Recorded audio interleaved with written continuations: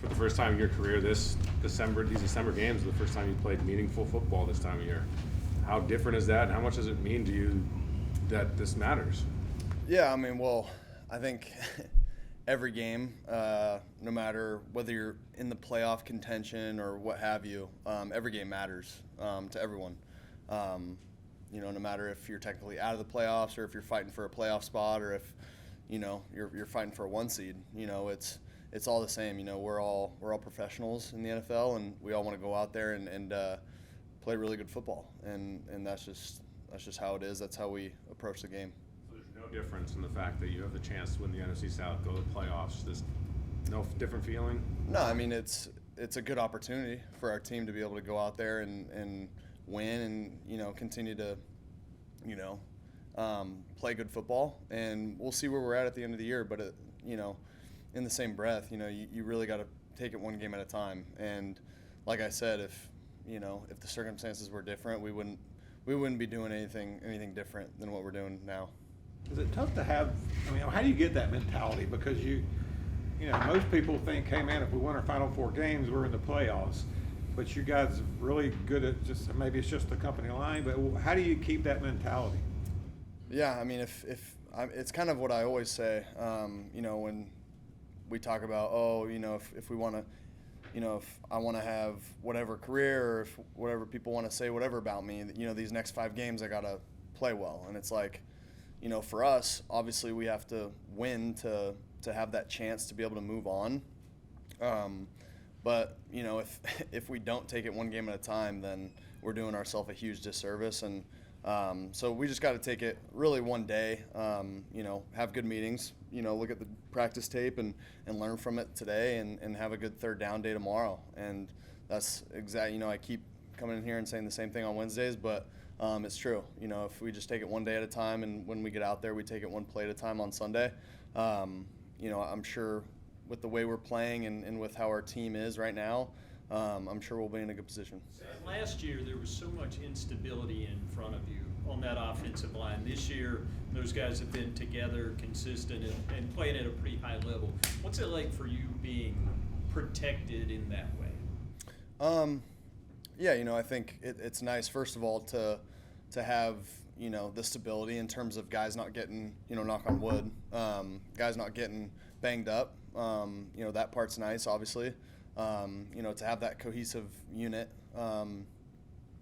Those guys are obviously playing really well, and obviously those guys deserve as much credit as anyone on the team. And we're just looking forward to putting together a good plan, having good practices, and going out there Sunday and doing everything we can to keep this thing rolling.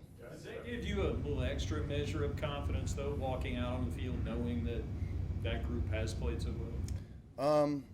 Yeah, I mean, I have a ton of confidence in our guys and in our group, the whole offense, really. I know defense, special teams are going to do their thing, but our offensive line, like I said, is playing really well, so I have all the confidence in the world going into the game with those guys. To Will's question about meaningful December football games, does it, understanding one game at a time, yeah. But this one, does it make it more fun that y'all are in this thing? I think,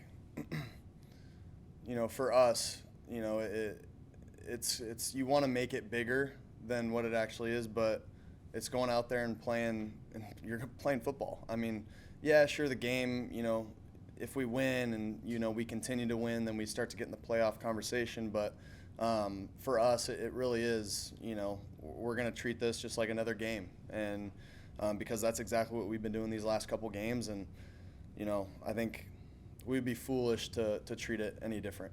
Sam, I think you might have been asked this before, but what did you learn being out, watching from the sidelines this year, and what are you doing right now that you feel like you're doing better than maybe you did last year? Yeah, I think my patience. I feel like I'm, when I'm back there, taking the shots when they're there, but at the same time being patient, understanding, what the situation is. First and second down, want to stay ahead of the chains, and then third down, being able to just read it out, go through my reads and, use my legs if I have to. But yeah, I think it's really just being patient and understanding the situations. Wilkes said there were a couple plays, and I think he talked to you about it, that maybe you could have been a little more aggressive with your legs. Mhm. What's that mindset with you, and has it changed over the years? Yeah, I think, like I just said, on third down, there was a third down play where I tried to get it down the field to Soley, and I could have ran for the first down. That was one that I look back on, and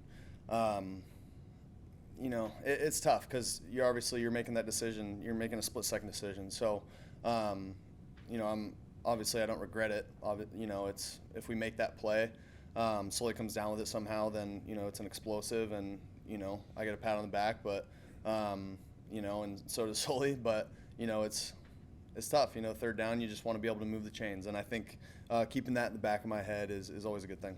We've been hearing for a really long time about this offense's identity. What is it? We've been trying to find it for a couple of years now. And Yep. We've been told run game, but it never really came to fruition until Seattle. I mean, late in the game, I think it was 18 plays, 16 runs, 10 points, 10 minutes of game control. Like, how nice is that as a quarterback to now have an identity for you, but also for that locker room? What does it do when you go out there, like, we know what we're going to do, they know what we're going to do, and we're going to do it better? Yeah, I think that's the beauty of football. Anytime, especially late in the year, you start to establish an identity. Every team does. Every good team does. And we establish an identity, and like you said, defenses, we know what we're going to do. They essentially know what we're going to do. There's a ton of tape of us doing the same thing over and over again. And, there's wrinkles every now and then. But, at the end of the day, it's, can they stop us? And, are we going to continue to be willing to run the football? And, but again, like I said, there's wrinkles off of it, but yeah, you establish an identity, and defenses establish identities as well. And I think that's the beauty of football late in the year. Fun moments when you guys are planning that 8 offensive Gentlemen. line set. What's that? Sorry. No, any fun moments last week when y'all were preparing that 8 offensive line set, from the players, reactions that kind of stood out in your mind? No, I know when the big guys get a chance to go out there on the field and all be together and block and just have special plays in there. I know that whole offensive line group gets excited, so it's always a blast when they get in there. I was going to ask you about the same thing. What's it like seeing 8 big bodies there? Yeah, I mean, it's pretty fun in the huddle, especially during practice. Those guys get pretty hyped up about it. But, yeah, I think it's fun for all of us. Are any of them begging to be, tackle eligible, throwing the ball? No, they know better than to beg. Yeah, they know better than that. Is it on you this year for O-line gives? Yeah, we'll figure that out. Cross that bridge when we get there. Sam, is it encouraging to know that if you need to make a play, Terrace can catch one with his knees?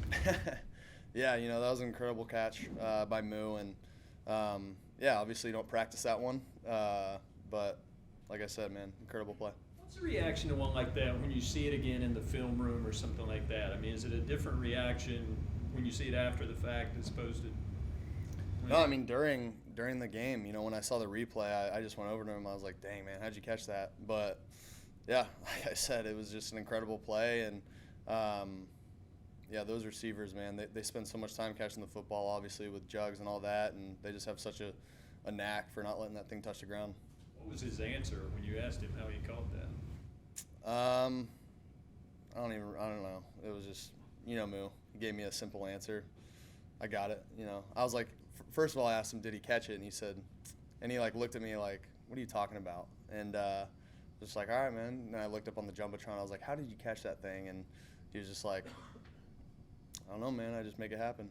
Sam, Derek Brown said the other day he thought you were kind of playing calmer and to a good result.